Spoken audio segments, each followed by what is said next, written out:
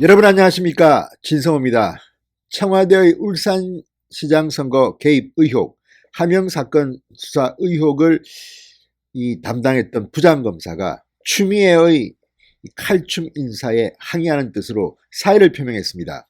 자, 추미애 장관의 2차 부장검사급 간부 인사 이후 이 부장검사가 사표를 낸 것은 처음입니다.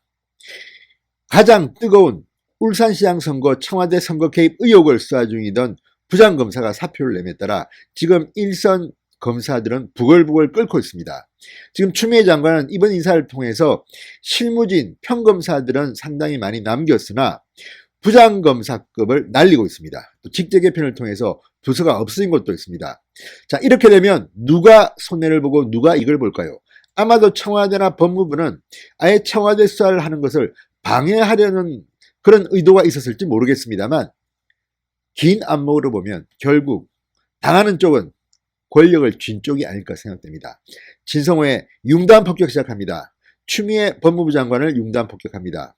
방송에 앞서 아직 진성호 방송에 구독자가 아니신 분들은 붉은색 구독 버튼 꾹 눌러주십시오. 더 좋은 방송으로 보답하겠습니다. 자, 이번 인사 서울중앙지검의 공공수사 3부장이 김성주 부장검사가 사의를 표명했습니다. 검찰 내부망 이프로스를 통해서 사의를 표명했습니다. 지금 검사들은 상당히 충격에 빠진 모습입니다. 이번 좌천 인사는 심했다 싶습니다. 이 김성주 부장검사가 처음으로 임관했던 울산으로 보냈습니다. 그리고 지금 이 청와대를 수사했던 팀들, 지금 김태원 공공수사 2부장은 남았지만 이제 간부급들은 이렇게 숙청을 하고 있습니다. 서울중앙지검 차장검사들이라든지 자, 이런 식으로 해서 검찰 수사를 방해하려는 모양인데 뜻대로 될지 한번 두고 봅시다. 자, 김성주 부장은 이프로스에 올린 글에서 이제 17년 11개월간의 검사 생활을 마무리하려 한다.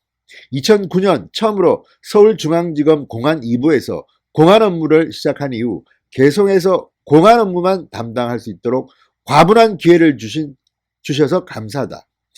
검찰이 너무나 어려울 때 검찰을 떠나게 돼 안타깝다.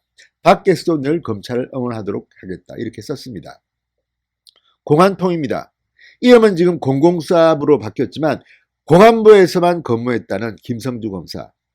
자, 이번에 청와대의 울산시장 선거 사건을 수사했다는 이유만입니까?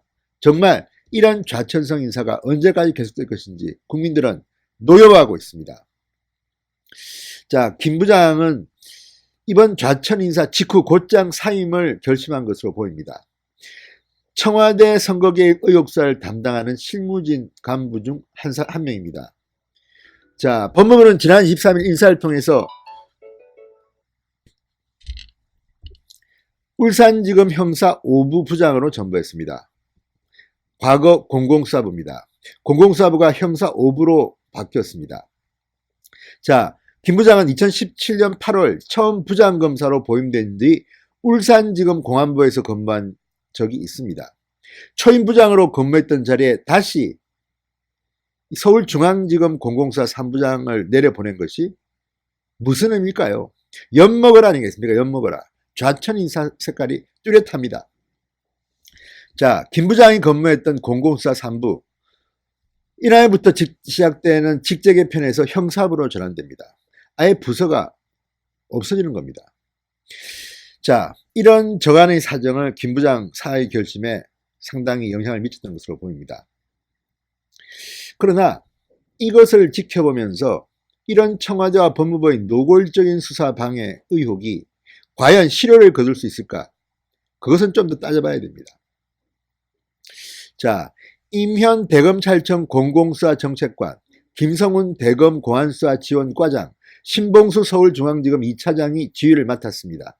정진전 서울중앙지검 공공수사 1부장, 김태현 서울중앙지검 공공수사 2부장, 이상현 울산지검 공공수사 부장 등이 실무를 그동안 담당해 왔습니다. 그런데 지난 23일 중간간부 인사로 청와대 선거개입수사팀 가운데 중간간부는 이 중에서 김태현 부장만 남았습니다.